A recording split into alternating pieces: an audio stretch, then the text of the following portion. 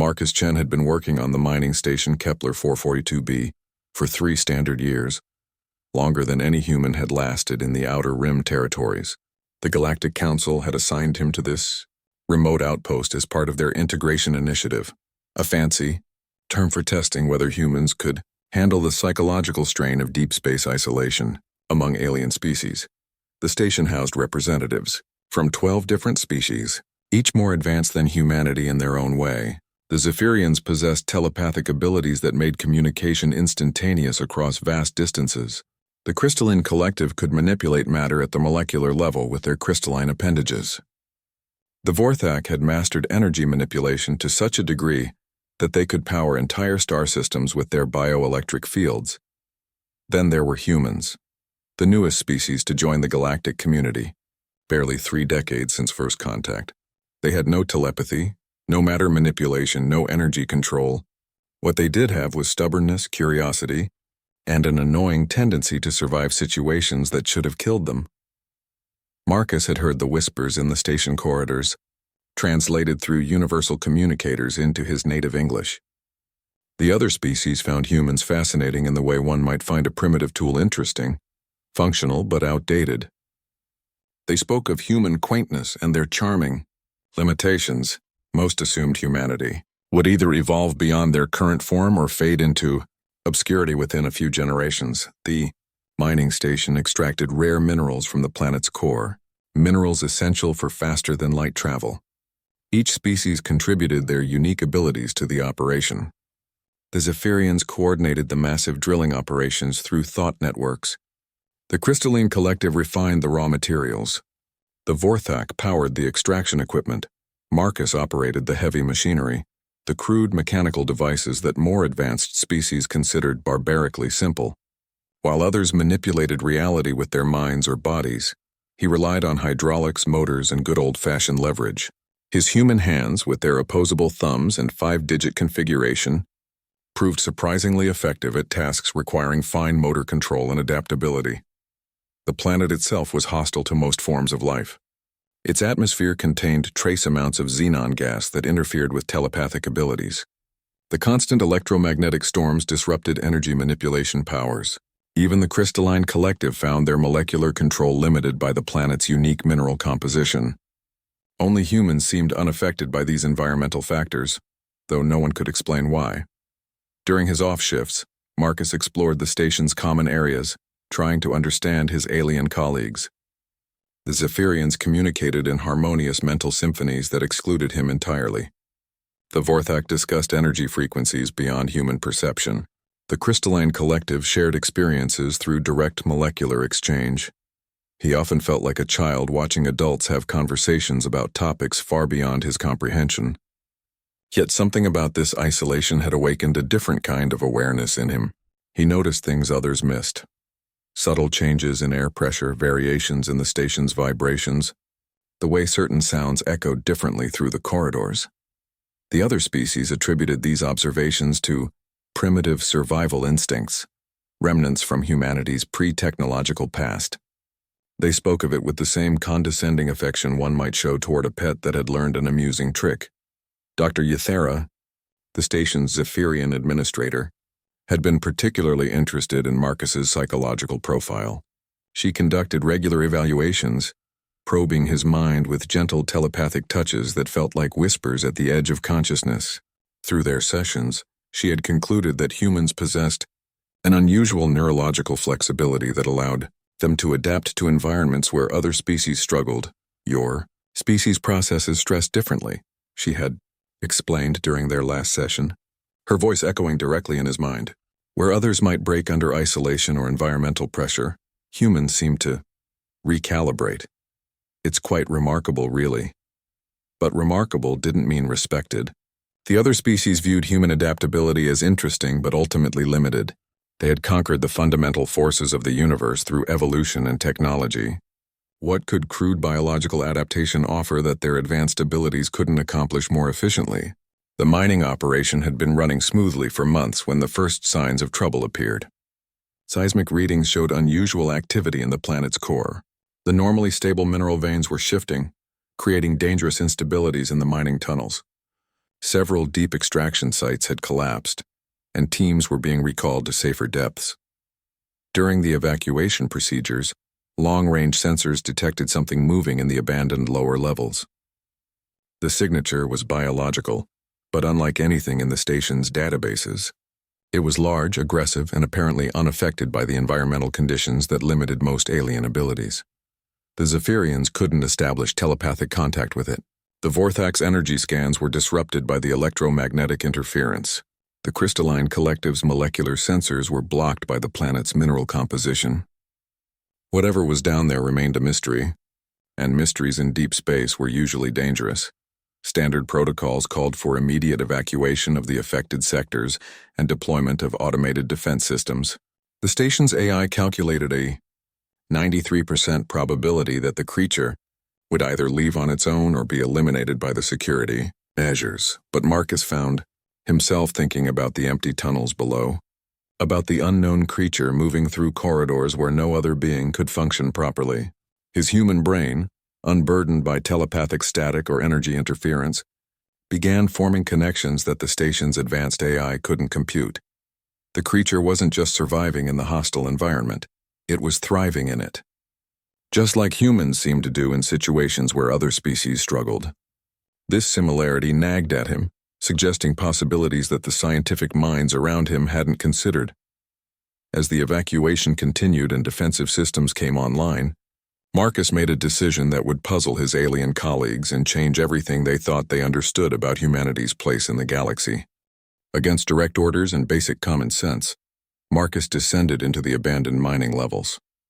He had volunteered for a routine equipment check in the upper tunnels, then simply kept going deeper when no one was monitoring his location. The elevator descended past safety barriers and warning signs in 12 different languages, all essentially saying the same thing. Authorized personnel only. Extreme danger, proceed at your own risk. The deeper he went, the more the environment changed. The walls here were rough-hewn rock rather than the polished metal of the upper levels. Emergency lighting cast eerie shadows that danced with each flicker. The air grew thicker, filled with mineral dust and the ozone smell of electromagnetic interference. His communication equipment crackled with static, then went silent entirely. Most beings would have turned back at this point. The Zephyrians would have lost their telepathic abilities completely.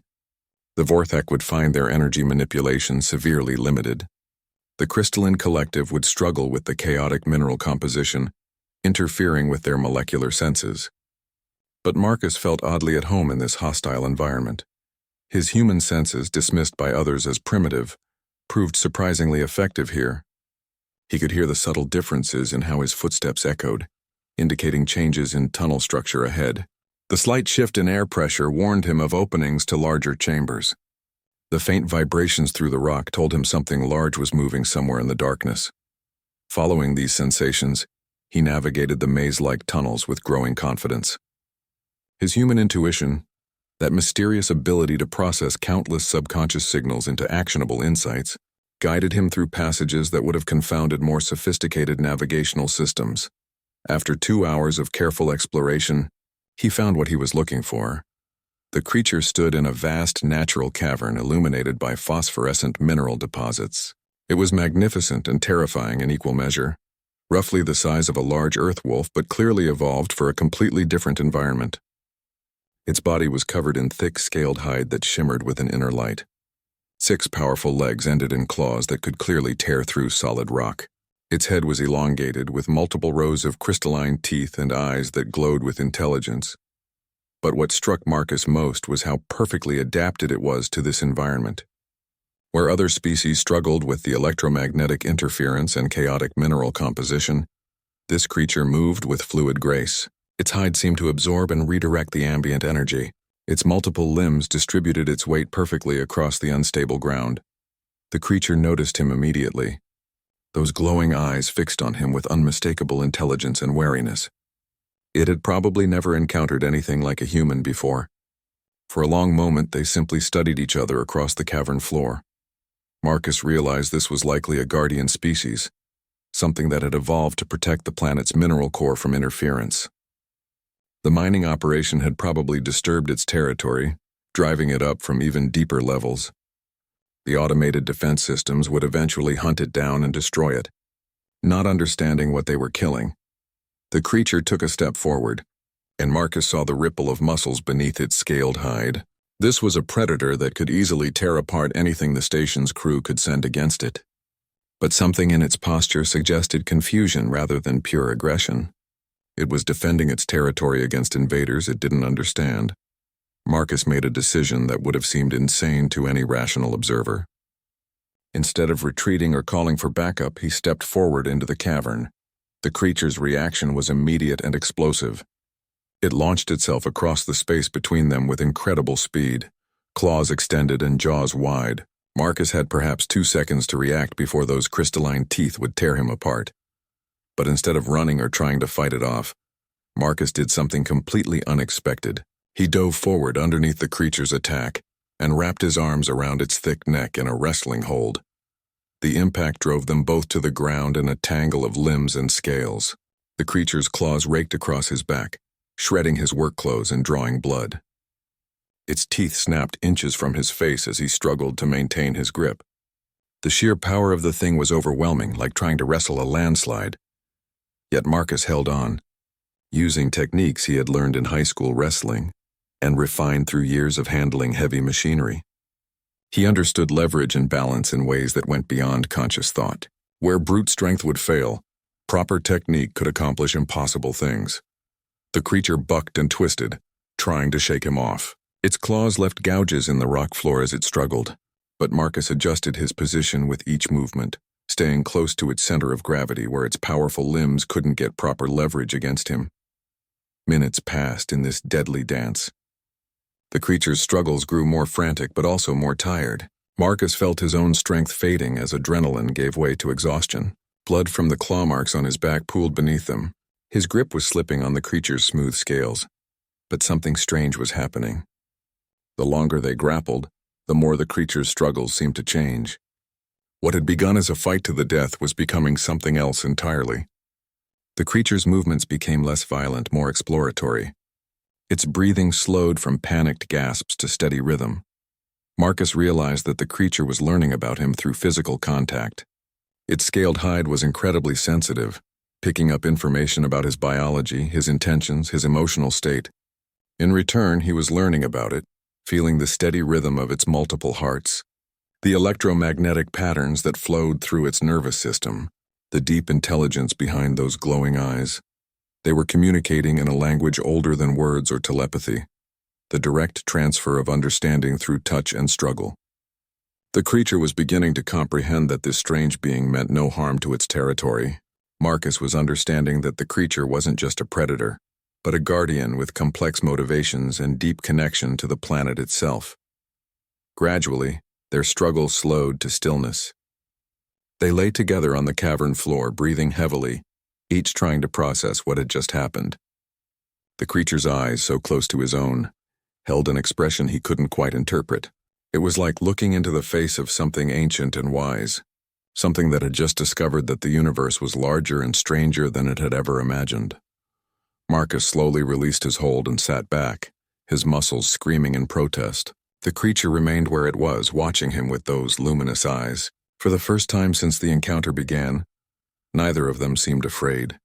Marcus returned to the upper levels 4 hours after he had disappeared, his clothes torn and bloody, covered in rock dust and strange phosphorescent residue that glowed faintly under the station's artificial lighting.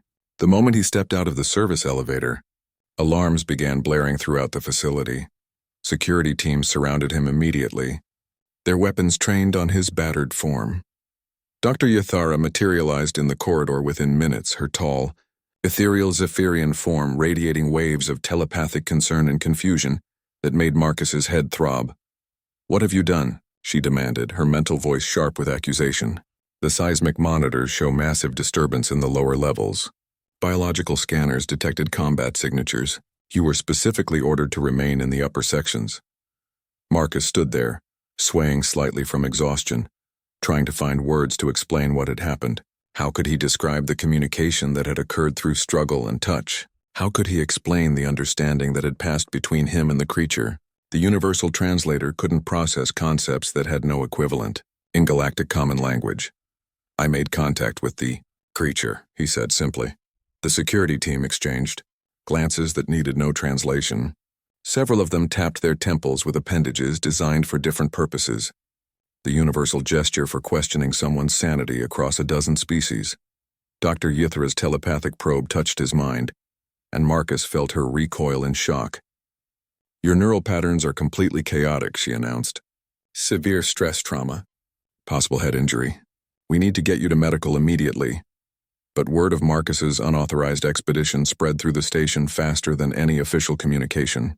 Within hours, the story had grown and mutated through a dozen different species' perspectives.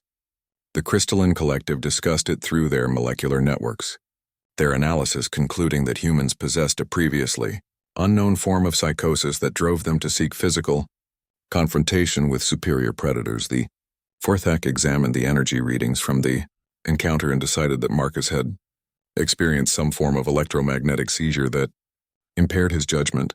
Their report suggested that humans might be unsuitable for environments with high electromagnetic interference. The Nexari, a species known for their logical analysis, concluded that this was simply another example of human death-seeking behavior, a psychological defect they had observed in human military history where individuals would deliberately place themselves in deadly situations. For no logical reason, even the maintenance crew began sharing jokes about the crazy human who tried to fight a high rock wolf with his bare hands. The humor was lost in translation, but the mockery was universal. Dr. Ythra conducted extensive medical and psychological evaluations. Brain scans showed elevated activity in regions associated with stress and adrenaline, but nothing that indicated permanent damage. Blood tests revealed trace amounts of unknown compounds, probably absorbed through skin contact with the creature. Your vital signs during the encounter were consistent with someone fighting for their life, she explained during the debriefing. Heart rate above 200 beats per minute, adrenaline levels that should have caused cardiac arrest, stress hormones that would incapacitate most species. Yet somehow you survived. She paused, her telepathic senses probing the edges of his thoughts. What I don't understand is why you did it. Our behavioral models suggest you should have retreated the moment you encountered the creature. Instead, you initiated physical contact with a predator that outmassed you by at least 3-1. This contradicts everything we know about survival instincts. Marcus tried to explain, but the words felt inadequate. It wasn't trying to kill me. Not really. It was defending its territory, yes, but it was also curious. When we made contact, I could feel its thoughts, its intentions. We weren't fighting, we were communicating. The other species found this explanation particularly amusing. The Zephyrians, with their advanced telepathic abilities, laughed at the idea that crude physical contact could accomplish what their sophisticated mental techniques could not. The Vorthak dismissed it as typical human anthropomorphism. Projecting human emotions onto non-human entities. Commander Zektor of the Nexari Security Force filed an official report recommending Marcus's immediate removal from the station. The human exhibits dangerous judgment impairment and delusional thinking, his report stated. His actions endangered the entire facility and demonstrated a fundamental inability to assess risk appropriately. The station's AI analyzed the incident and concluded with 97% probability that Marcus had experienced a psychological breakdown caused by long-term isolation stress. It recommended immediate psychiatric intervention and possible medication to address what it classified as acute reality dissociation disorder. Even Marcus's human supervisors back on Earth were baffled by his report. The official communication he received from Colonial Command was diplomatic but firm. While we appreciate your initiative in gathering intelligence about the indigenous life forms, future contact protocols must be followed strictly. Unauthorized engagement with unknown species presents unacceptable risks to personnel and diplomatic relations. The ridicule hurt more than the physical wounds from the encounter. Marcus found himself increasingly isolated as other species began treating him as either dangerous or mentally unstable. Conversation stopped when he entered rooms. Work assignments were modified to keep him away from sensitive equipment. Security cameras tracked his movements with obvious attention. Dr. Ythra's daily psychological evaluations became longer and more intrusive. She seemed convinced that understanding Marcus's breakdown could provide valuable insights into human psychology under stress. Her reports described him as an interesting case study in decompensation patterns among primitive species, exposed to advanced technological environments. But the worst part was that none of them understood what had really happened down in the caverns. They saw only a human who had behaved irrationally and somehow survived through pure luck. They couldn't perceive the deeper communication that had occurred, the mutual understanding that had been reached through struggle and contact. The creature in the depths had recognized something in Marcus that these advanced species couldn't see. It had acknowledged a form of intelligence that operated differently from telepathy, or energy manipulation, or molecular control. Yet this recognition meant nothing to beings who measured intelligence only by their own standards. As the days passed and the mockery continued, Marcus began to understand something important about humanity's place in the galactic community. The other species saw humans as primitive, not because they lacked capability, but because they couldn't comprehend capabilities that operated outside their own frameworks of understanding. But deep below the station, in the phosphorescent caverns where electromagnetic storms raged and mineral chaos disrupted all conventional abilities, something waited that understood Marcus perfectly. And that understanding would soon prove more important than all the advanced technologies and evolved abilities in the galaxy. The seismic monitors continued to register movement in the deep levels, but now the patterns were different, more organized, more purposeful. The creature was no longer just defending its territory. It was preparing for something that the station's sophisticated sensors couldn't predict. 3 days after Marcus's encounter with the creature, the first anomalies appeared in the station's mineral extraction systems. The automated mining equipment began reporting impossible efficiency rates. Ore purity levels jumped from their normal 73% to over 90%. Extraction speeds doubled, then tripled, while equipment stress indicators actually decreased. Dr. Yathara called an emergency meeting of the senior staff. The holographic display showed mining output charts that defied every known principle of extraction engineering. "These readings must be erroneous," she declared, her telepathic emanations carrying waves of frustrated confusion. Equipment cannot simply improve its performance without modification. Chief Engineer Korthak, a massive crystalline collective entity, whose diamond-hard body gleamed under the conference room lights, analyzed the data through his molecular senses. "All equipment shows normal wear patterns," he reported, his voice like grinding crystals. "No unauthorized modifications detected, yet mineral recovery rates continue climbing." The Nexari security chief presented tactical assessments that made no sense. Deep-level monitoring shows the creature has not left its territory, yet seismic activity has decreased by 40%. Structural stability in the mining tunnels has improved dramatically. These readings contradict all models of indigenous life form behavior. More mysterious still were the energy readings from the Vorthak sensors. Engineer Thexira, whose bioelectric body crackled with constant energy discharges, couldn't explain what their instruments were detecting. Power consumption in the lower levels has dropped significantly, yet output has increased. Something is regulating energy flow through the mining systems, but our sensors detect no technological source. Marcus listened to the discussions with growing understanding, though he said nothing.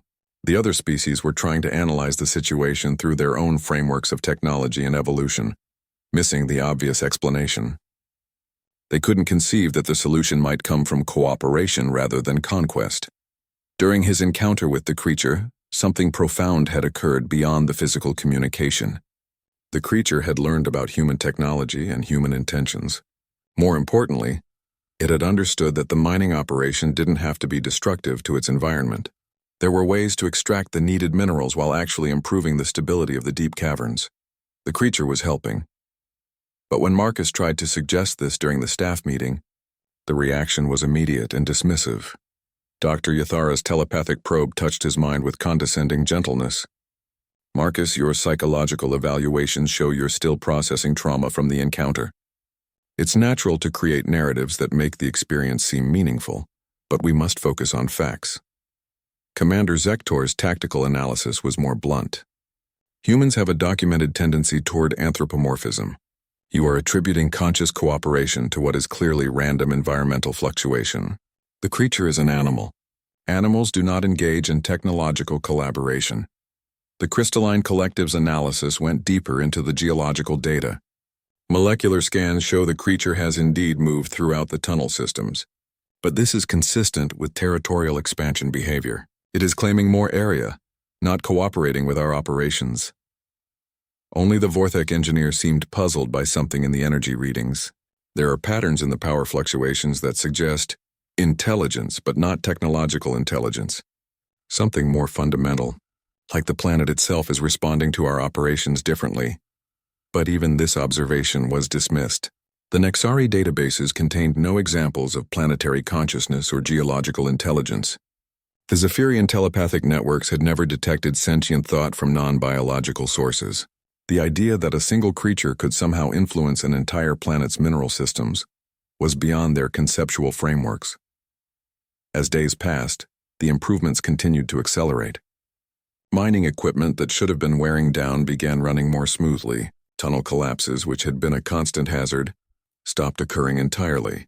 The rare minerals they were extracting began appearing in new, easily accessible veins that hadn't existed before.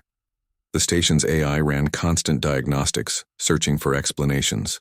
Its final report concluded that they were experiencing a statistically impossible optimization cascade, but could identify no cause. The probability calculations showed odds of 347,192 to 1 against such improvements occurring naturally. Dr. Yathara's psychological evaluations of Marcus became more intensive. She was convinced that his encounter with the creature had somehow triggered these changes, but her telepathic probes found no evidence of ongoing communication or influence. Marcus's mind showed normal human patterns. No telepathic enhancement, no energy manipulation abilities, no molecular control capabilities. "What did you do down there?" she demanded during one particularly intrusive session. "Your neural patterns show memory traces of complex interaction, but the content is incomprehensible." "Did the creature modify your brain chemistry somehow?" Marcus tried to explain the concept of nonverbal communication, of understanding through touch and shared experience, but the universal translator couldn't convey concepts that had no equivalent in galactic common language. The other species communicated through telepathy, energy transfer, or molecular exchange. They had no framework for understanding communication through physical struggle and mutual recognition. The breakthrough in understanding came from an unexpected source. During a routine equipment inspection, Marcus noticed something the other species had missed. The mining equipment wasn't just running more efficiently, it was being actively maintained. Microscopic adjustments to moving parts that reduced friction, precision calibration of extraction heads that optimized mineral separation, cleaning of sensor arrays that improved detection accuracy. The maintenance was being performed at the molecular level, but not through crystalline collective techniques. Instead, it showed signs of biological intervention. Something was living in symbiosis with the machines, understanding their function and improving their performance. When Marcus presented this discovery to the engineering teams, they initially dismissed it as impossible. But closer inspection revealed traces of biological material integrated into the equipment at the microscopic level. Not parasitic growth, but cooperative enhancement. The creature wasn't just helping with the mining operation. It was teaching the planet's ecosystem to work together with human technology. The phosphorescent minerals that provided light in the deep caverns had begun growing in patterns that optimized illumination for human work crews. The electromagnetic fields that interfered with alien abilities were being channeled to provide power for human equipment. The planet itself was adapting to accommodate human needs, guided by a creature that understood both the indigenous ecosystem and human intentions. It was a form of cooperation so far beyond the galactic community's experience that they couldn't even recognize it as intelligence. But the most remarkable change wasn't in the technology or the environment. It was in Marcus himself. His daily medical scans showed subtle but consistent improvements in his physical condition. Enhanced reflexes, improved cardiovascular efficiency, better resistance to radiation and electromagnetic interference. The trace compounds in his bloodstream weren't toxins from the creature, they were enhancements. The creature had shared more than understanding during their wrestling match. It had shared adaptation itself, beginning a process that would gradually make Marcus more suitable for the hostile environment of the Outer Rim. Not through genetic modification or technological augmentation, but through biological cooperation at a level the galactic community had never imagined possible. Dr. Yathara's latest reports showed growing confusion about Marcus's case. His psychological profiles remained stable, even improved, while his physical capabilities continued to enhance in ways that defied medical explanation. He was becoming something new, still human, but adapted for environments where other species struggled. And deep in the planet's core, seismic monitors detected new activity. Not chaotic or destructive, but organized and purposeful, the creature was calling to others of its kind, sharing the knowledge it had gained about cooperation with these strange new beings called humans. The revelation came from the most unlikely source, the station's quantum archaeologist, Professor Velnara of the Ethereal Assembly. Unlike the other species, the ethereals existed partially outside normal space-time, experiencing past, present, and future as overlapping layers of reality. They rarely involved themselves in immediate concerns, preferring to study the long-term patterns that shaped galactic civilization. Professor Velnara had been documenting the mining operation for her research into resource extraction patterns across different epochs, but the recent anomalies had caught her attention in a way that transcended her usual academic detachment. During her deep-time observations, she had detected something that the other species' sensors couldn't perceive. "The creature you encountered," she told Marcus during an unexpected visit to his quarters, her translucent form shimmering like heat distortion, "it is not indigenous to this planet." Marcus looked up from the technical manuals he had been studying. Ever since his encounter, he found himself drawn to understanding the mining equipment at a deeper level, as if something in his mind was preparing for knowledge he didn't yet possess. "The temporal resonance patterns are wrong," Professor Velnara continued, her voice seeming to come from several directions at once. "This species evolved elsewhere, in a different stellar environment. They came here following something, following you." The implications hit Marcus like a physical blow. Following humans? But we've only been in space for 30 years. How could they know about us?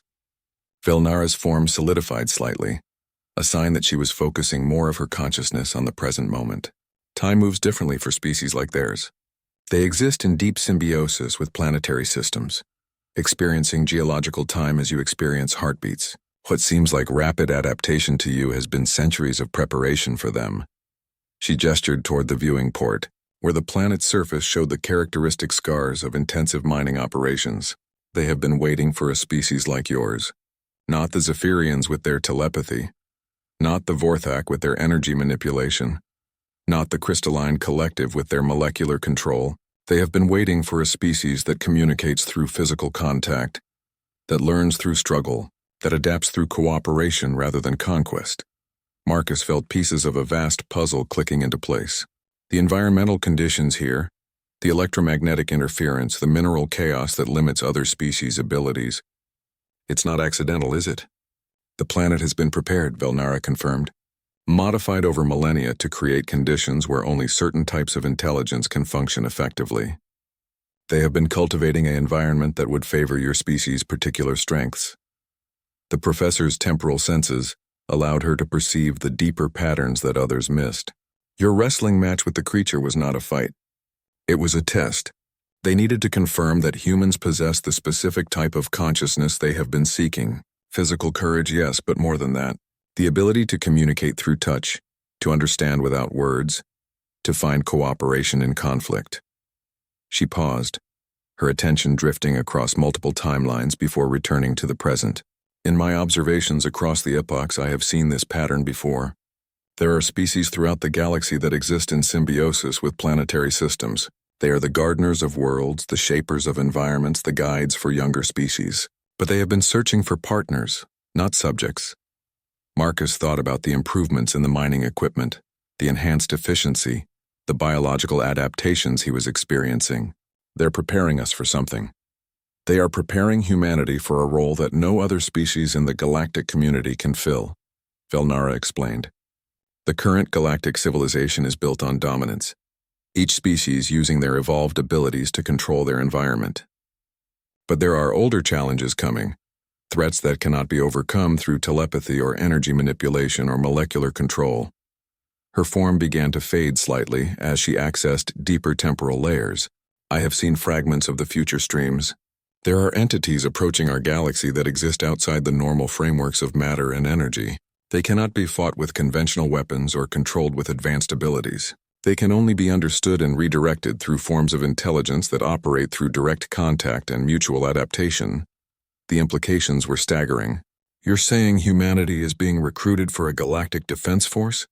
More than that, the professor replied. You are being prepared to serve as ambassadors to forms of consciousness that the current galactic community cannot even perceive.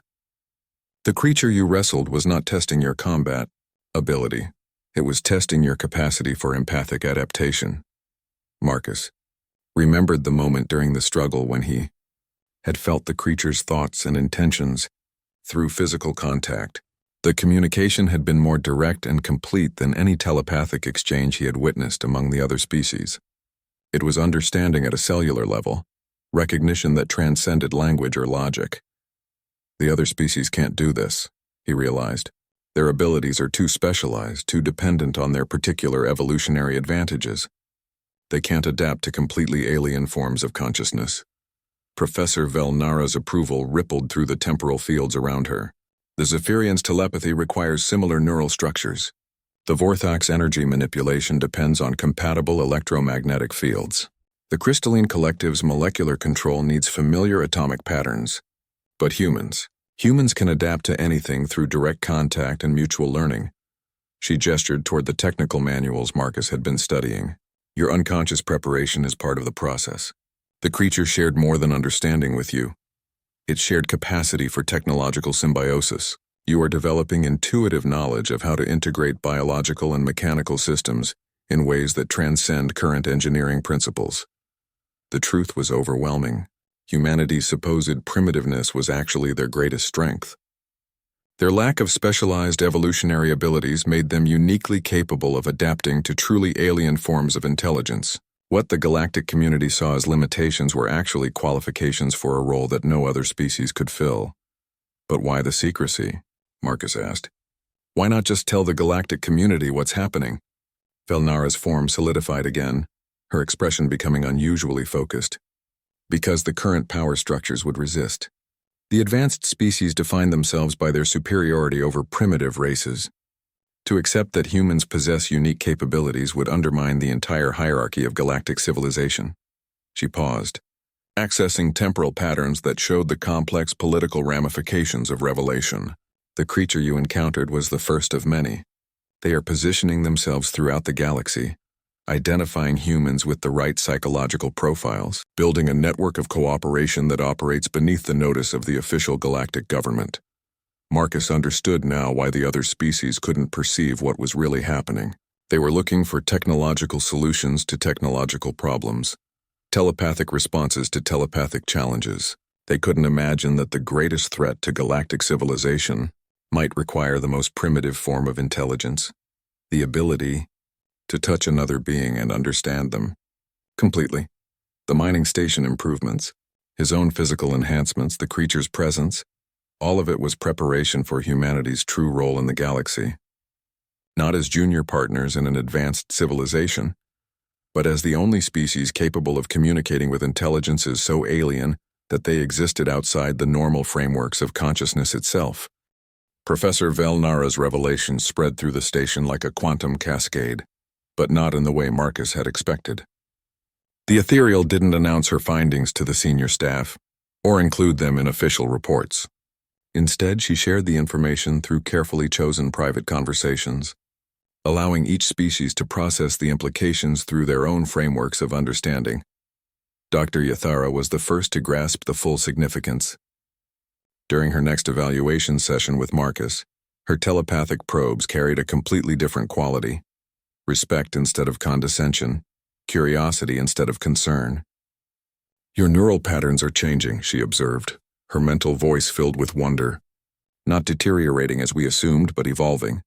You're developing new pathways for processing environmental information. She paused, her graceful form moving restlessly around the medical bay. I've been consulting with ethereal temporal archives. There are precedents for this type of consciousness development. but they date back millions of years to species that preceded our current galactic civilization. We thought those capabilities were extinct. The medical scans now revealed the full extent of Marcus's transformation. His nervous system was developing new clusters of cells that seemed designed for processing electromagnetic and molecular information through touch. His cardiovascular system had improved efficiency by 30%. His bone density had increased while maintaining flexibility.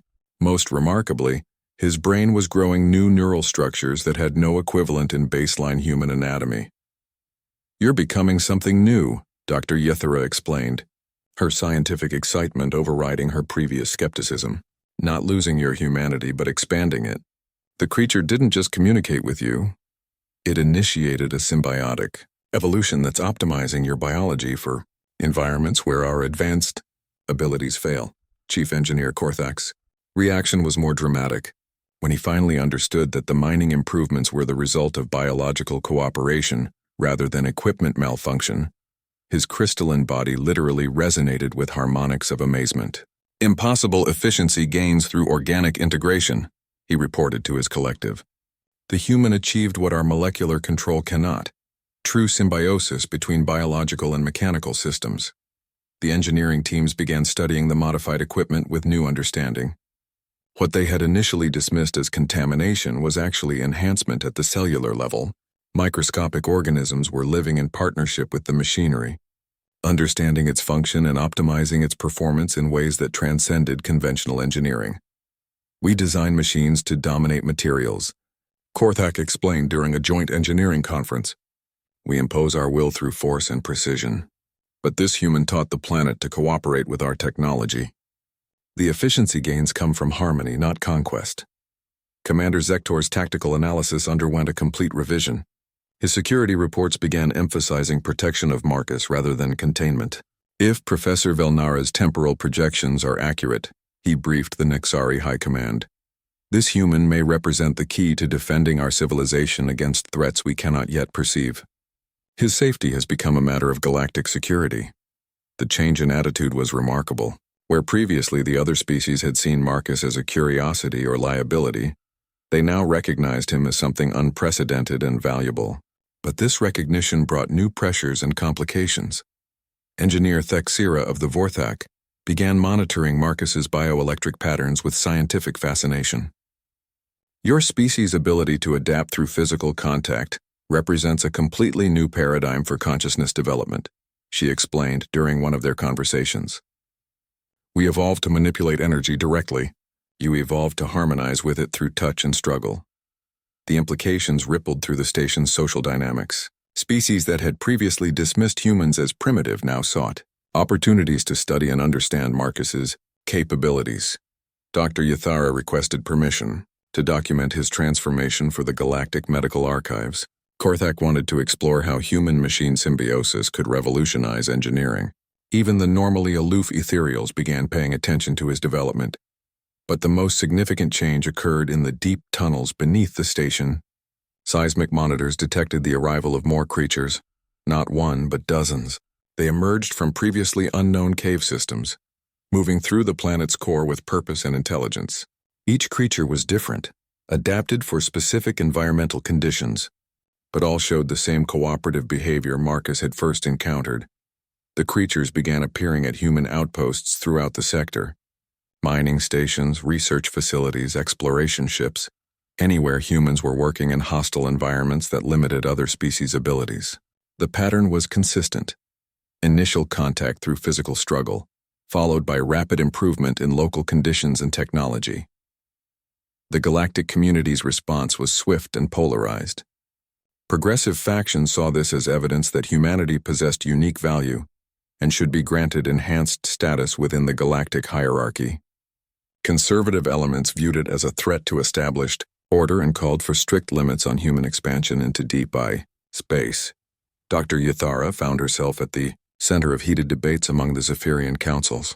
"The humans represent a paradigm shift in how we understand consciousness and cooperation," she argued in her reports. "Their capabilities complement rather than compete with our advanced abilities. But integrating them fully into our civilization will require fundamental changes in how we approach interspecies relations." The crystalline collective faced similar internal conflicts.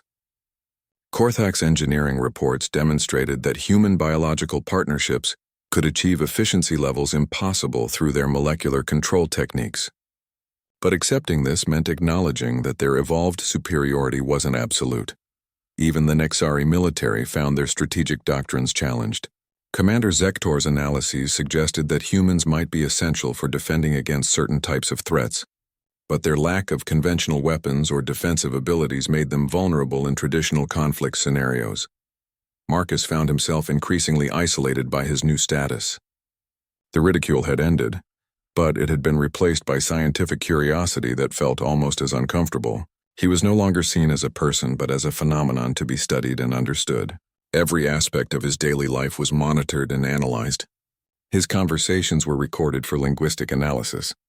His biological changes were documented with invasive precision.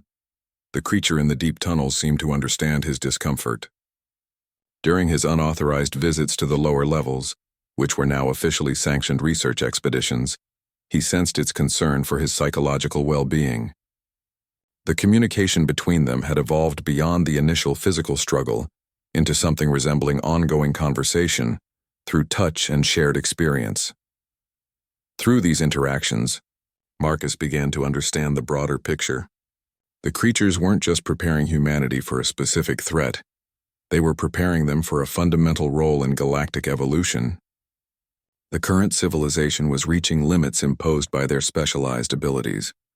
Future challenges would require forms of consciousness that could adapt and cooperate, rather than dominate and control. But the transition would be difficult and dangerous. The established species would resist changes that challenged their perceived superiority.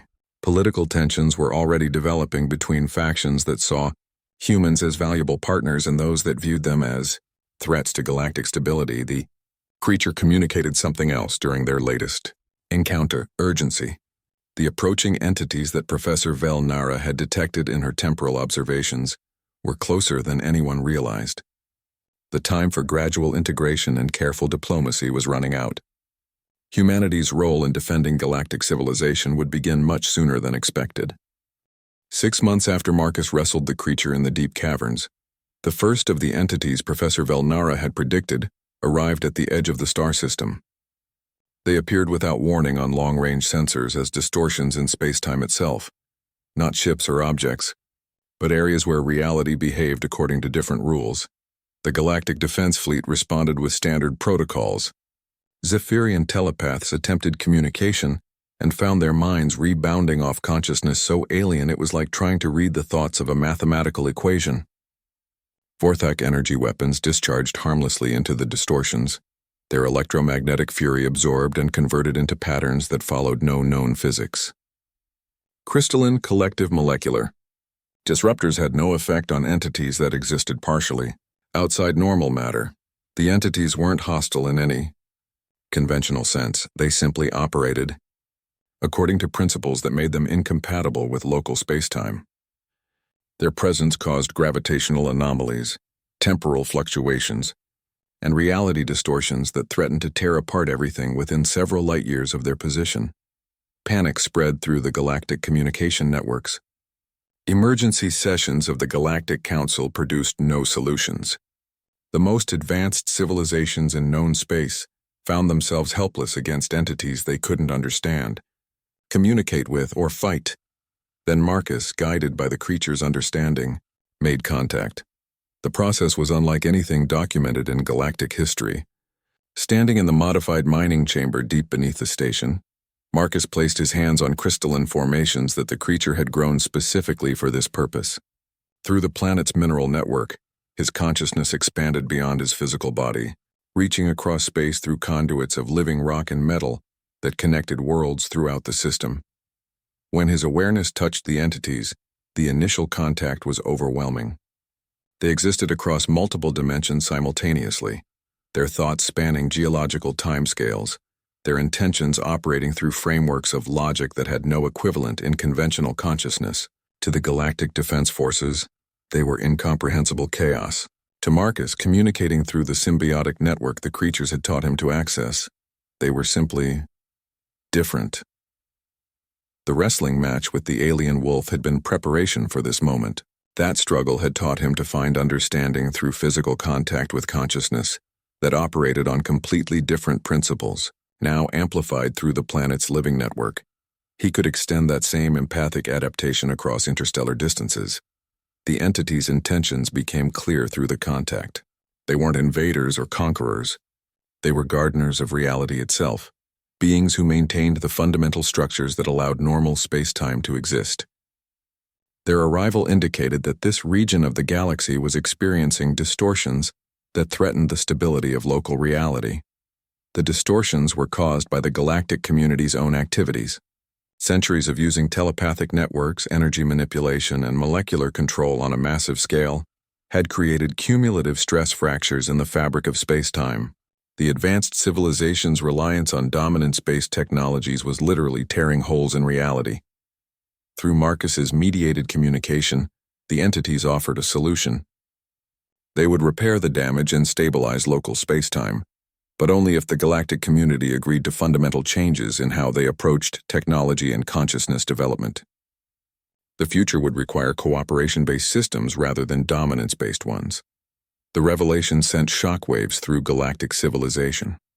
The most advanced species were being told that their evolutionary achievements were ultimately destructive. Their sophisticated abilities, which they had spent millions of years developing, were incompatible with long-term survival. But humans, with their seemingly primitive reliance on physical contact and empathic adaptation, represented the key to a sustainable future. The entities could work with consciousness that understood cooperation through struggle, harmony through diversity, strength through mutual adaptation. The political ramifications were immediate and dramatic. The Galactic Council underwent complete restructuring as the established hierarchy collapsed. Species that had ruled through technological superiority found themselves dependent on the newest members of the galactic community for survival. Itself, Dr. Yathara became the first non-human ambassador to what became known as the Human Integration Project. Her telepathic abilities, when channeled through human consciousness, could reach forms of awareness that had previously been impossible to contact. "We are learning to communicate with the universe itself," she reported to the reformed Zephyrian councils. "The humans are teaching us forms of consciousness we never imagined possible." Chief Engineer Korthak led revolutionary changes in how technology was developed throughout the galaxy.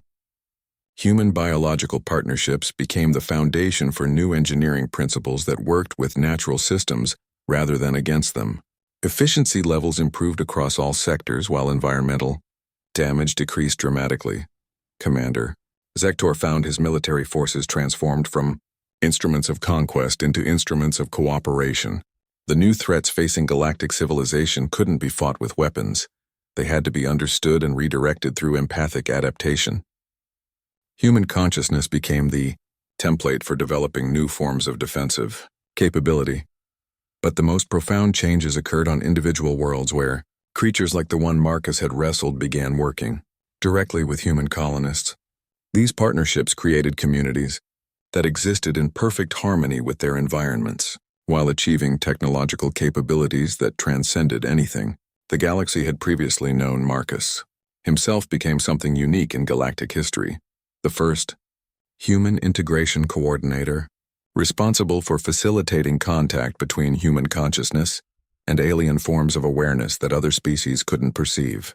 His transformation continued as his nervous system adapted to process forms of information that existed outside normal sensory experience. The creature that had started it all remained in the deep caverns beneath the mining station, but its role had evolved as well. It had become a node in a vast network of consciousness that spanned multiple galaxies, facilitating communication between the reality gardening entities and the developing human symbiotic communities.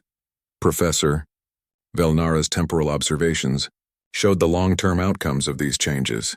In her reports to the Ethereal Assembly, she described futures where consciousness itself became the foundation for galactic civilization, technology that thought and evolved, societies that adapted and grew through cooperation rather than competition, realities where the boundary between biological and mechanical, individual and collective, local and universal became meaningless.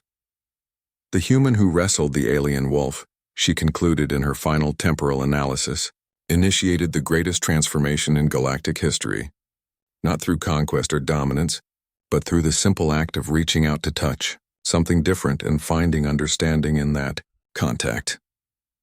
The ridicule that had followed Marcus's unauthorized encounter had been based on fundamental misunderstandings about the nature of consciousness and communication. The advanced species had assumed that sophistication required separation, that evolved beings communicated through refined telepathy, precise energy manipulation, or controlled molecular exchange. But the entities that maintained reality itself operated through direct contact and empathic adaptation. They touched the universe and understood it completely. They wrestled with the fundamental forces of existence and found harmony through struggle. Humanity's apparent primitiveness had been preparation for this role. Their lack of specialized abilities made them uniquely capable of adapting to any form of consciousness they encountered. Their willingness to communicate through physical contact allowed them to bridge gaps between awareness types that other species couldn't even perceive. The mining station where it all began became a memorial and research center, visited by beings from across the galaxy, who came to study the moment when everything changed. Deep in the caverns below, phosphorescent crystals grew in patterns that told the story of the wrestling match that saved galactic civilization.